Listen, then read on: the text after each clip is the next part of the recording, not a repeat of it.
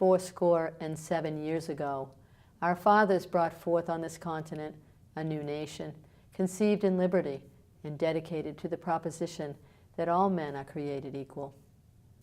Now we are engaged in a great civil war, testing whether that nation, or any nation so conceived and so dedicated, can long endure. We are met on a great battlefield of that war.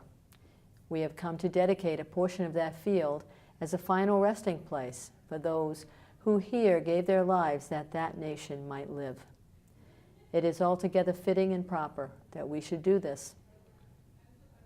But in a larger sense, we cannot dedicate, we cannot consecrate, we cannot hallow this ground. The brave men, living and dead, who struggled here, have consecrated it, far above our poor power to add or detract. The world will little note, nor long remember what we say here, but it can never forget what they did here. It is for us, the living, rather to be dedicated here to the unfinished work which they who fought here have thus far so nobly advanced.